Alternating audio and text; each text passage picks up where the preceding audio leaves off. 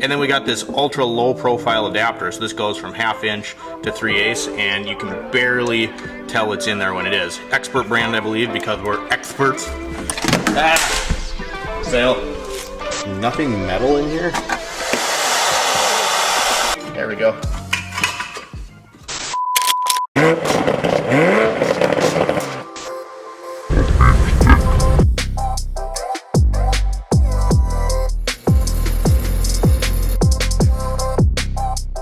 Oh, please make this day bearable.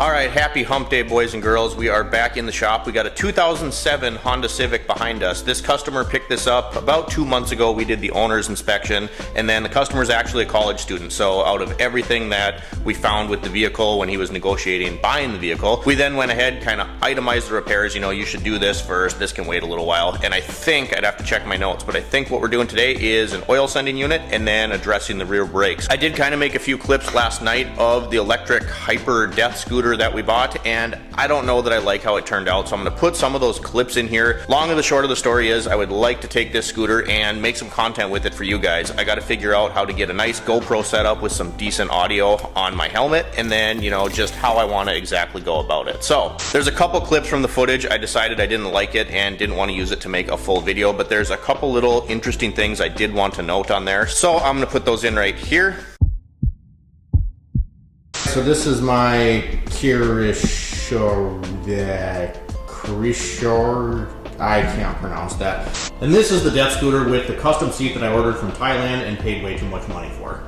Alright, so the scooter behind me I bought about a year ago, and to be honest, I really don't know why we haven't talked about it a whole lot. So short of the story with this scooter, it'll do 57 miles an hour is the fastest that I've had it, which is ridiculous. I mean, look at those little tiny wheels. It has hydraulic disc brakes with little tiny itty bitty calipers, little tiny itty bitty brake pads. It's dual motor, meaning it's all-wheel drive when you choose to have it all-wheel drive. There's a sport mode, an eco mode, a single motor mode. There's lots of modes on this thing, but it's been a really scary experience. There's a ton of these things flooding Amazon, Alibaba, all of those different kind of websites, and this is like, the best I can describe it is like the best of the worst, worst of the best. This is a Chinese scooter, but there is about 7 other brands making these scooters, so it is relatively easy to get parts and stuff like that.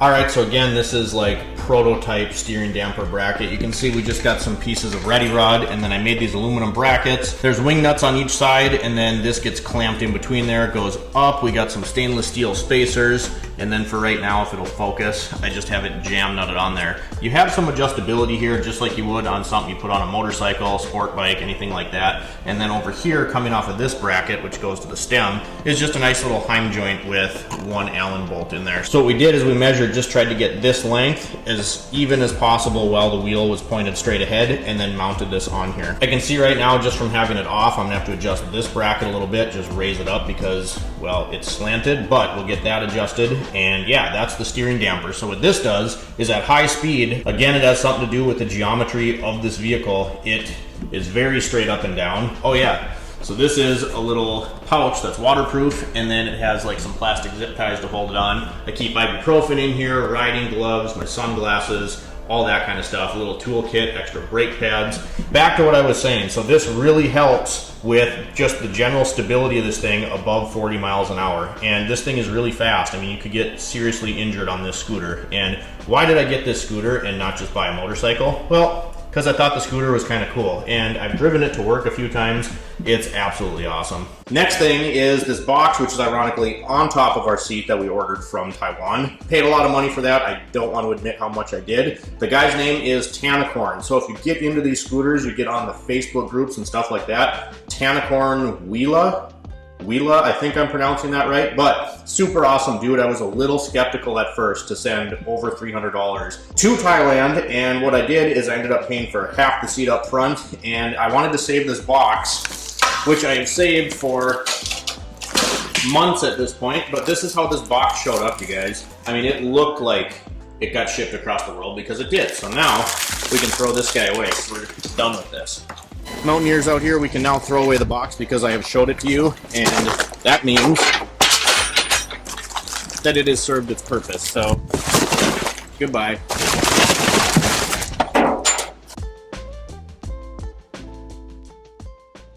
After we get the Civic done, you guys, another thing we have to do is we have a 98 Yukon outside that we have to get those drive shafts into. Spent the day yesterday getting U-joints done and putting a master cylinder in that vehicle, so we'll take you along for that as well. Cheers.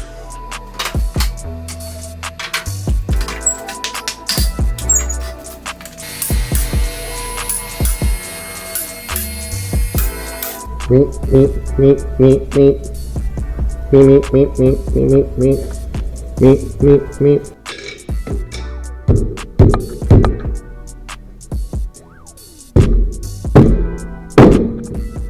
I know I just made a short about this too, but this icon light, I love this thing, and if you lose it 3 times, now you've spent as much money as you have on a snap-on light. But we're gonna put that up in there just so. Fail. Nothing metal in here. Just stay. Stay there. Stay. Thank you. Alright, so I don't know if you could see off the hat cam footage, but these Hondas, first of all, they always use these little screws to hold the rotor on, and these, yeah, that does not look good. And obviously we're getting some new rotors. Don't know if you could see it on the hat cam footage, but this caliper appears to be seized up. You can see it hasn't been making good contact on this rotor for quite a while. If you go back and look at the difference between the driver's side and this side, yeah, this is no bueno. So the first thing we're gonna do is take this off, see if we can save these slides. Sometimes you can clean out this bore and get this slide pin cleaned up, and then you don't necessarily need a caliper, but we'll probably end up putting a caliper on this thing. So we'll put a little lube on here, see if we can get these screws out one way or another. We're going to have to, and then we'll inspect these pins. Not that this is gonna help our case too much, but I'd be stupid not to at least try. Little squirrel piss. These ones are probably gonna require the torch. Yeah, this thing looks like it sat at the bottom of a lake. Oofda. Try to get you in here at least a little bit to see this. So if I zoom in on those slides, it looks like that sat at the bottom of a lake. So Honda has always been so kind as to put the brake cable for the parking brake right onto the caliper. So there's a little shim clip right here you take out, then you can fish this off of here. I think one way or another we're gonna get this caliper off, but I think these slides are absolutely toast. Try to zoom in on this bottom one, you can see how crusty those are. But yeah, first things first, we're gonna try to get this parking brake off of here and then remove the caliper from the car. Spray a little bit more of this crap on here. Get some up in here. My impact screwdriver, the bits are out for warranty, so we're going to be using this Toyota screwdriver. It's a JIS, and then it also has a striker end, so hopefully with a little bit of heat and this guy and a testosterone booster, a hammer, we should be able to get this off. Try to get this clip out. Coming? Can't tell. Ouch! Clip is removed.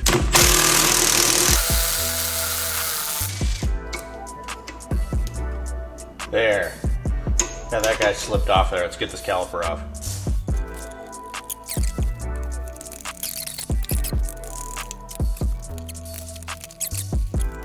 Now, if we're lucky, this whole thing should weasel its way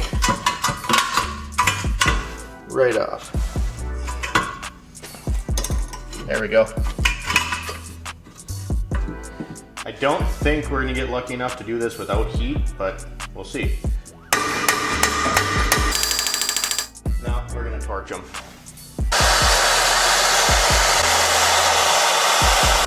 Will it move? Survey says.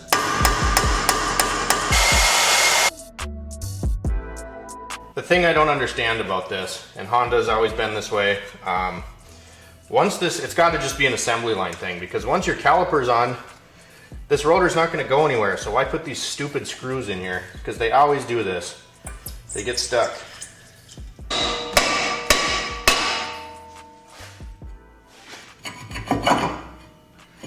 Hot potato. There's our drive shafts for the Yukon. I'm just going to lube everything up on this side too, just because. This side isn't going to need a caliper, I do not think, but we still got to take the rotor off.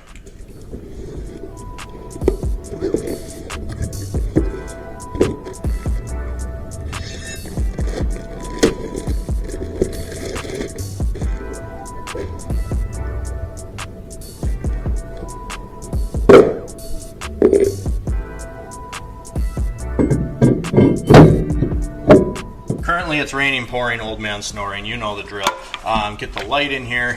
See that oil pressure sender down in there? Kind of in a crappy spot, but that's the last thing we got to do on this Honda. So I did spray it off already once. If these things start leaking, I highly suggest you replace them because they can profusely leak. Once they go, they really go. So we'll get our light back in there. Here's the new guy, and it's like a 27, it's a big one. And these are just pipe threads, so you don't have to like crazy over tighten it. One wire deal. So we'll get that one out of there, get this one in here, and then take her for a test drive. All right, very, very tight. So we got our socket. This is a 15/16 or a 24 would work. Deep, obviously. Sensor fits in there nicely. So now we got to fish this down there. Pull this old one out first. Much like last week, Harbor Freight ultra low profile flex head long handled ratchet for the win. But what's really cool, we got this big old 15/16 socket, and then we got this ultra low profile adapter. So this goes from 1/2 inch to 3/8, and you can barely tell it's in there when it is. Expert brand, I believe, because we're experts. Put that guy on there, fish her down. This is really annoyingly tight in here.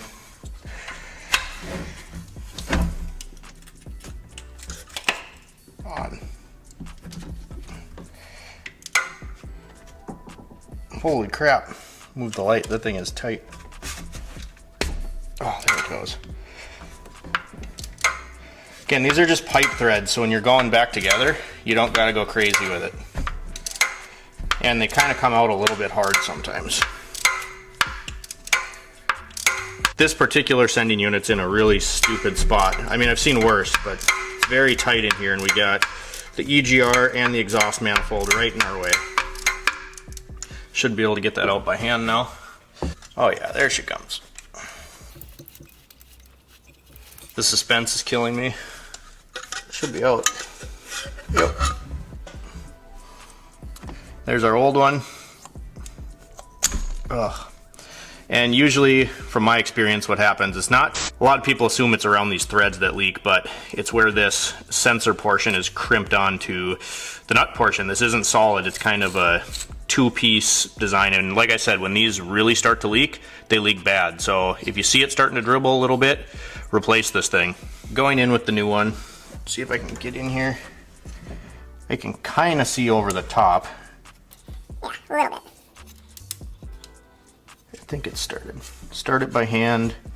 Again, these are kind of tricky because it's just a pipe thread, so you want it snug, but you don't want to overdo it and strip it out or break it. They're kind of delicate. Big old heavy socket and our ratchet. Try to weasel it in here. I wish I could show you guys this better, but oh, of course, switch it to tightening. As I was saying, I wish I could show you guys this a little better, but it's really tight in here. I don't know how I would get you in there. I gotta finish the head cam. I gotta figure out what's going on with the audio, because it is pretty sweet, don't get me wrong, but the audio sucks right now, so gotta figure that out. One thing you can do is kind of look at your old one and see about how far in it was, because again, likes to play tricks with you as to how tight you're supposed to be. But we're getting snug, so I'd assume we're fairly close. Alright, so as is safe to assume, the camera died right when I was going to change what we were doing, going to a transition for the video. So let's take this thing for a test drive. Alright, we're going to try this. I don't know how shaky or non-shaky this is going to be, but an attempt is going to be made. So reverse. Brakes feel good. I hate backing out of the shop because right into the alley and people drive like morons. Not gonna lie, this feels really weird right now. Kind of like back to the roots when we used to film with my 2012 MacBook Pro sitting on the driver's seat with terrible audio, and 2012 webcam looked like it was filmed with a potato. So anyway, we got the brakes wrapped up on this thing. We ended up doing a passenger rear caliper, and then we lubed up the sliders on the driver's side, and that was able to be all that side needed. Again, you could see the wear difference between the rotors on the driver's side and the rotors on the passenger side. Admittedly, on that passenger side, I didn't even attempt to try to free that caliper up. It honestly looked like that rotor had sat at the bottom of the Titanic. That brake caliper had not moved in quite a while. So we'll return that core. That took care of the brakes, and quite honestly, I forgot how much I hate Honda brake calipers. It's not the worst design in the world, but they got those twist-in pistons. You got to use your special service tool. And then just as far as any manufacturer that integrates the parking brake with the caliper, I know drums can be a pain in the butt too, but at least the caliper is easier to service. So anyway, got it done. It's Wednesday. I'm glad that this job is over. If you guys enjoyed the video, drop me a like down below. Like and subscribe if you've not already. And as always, thanks for watching. We'll see you next time.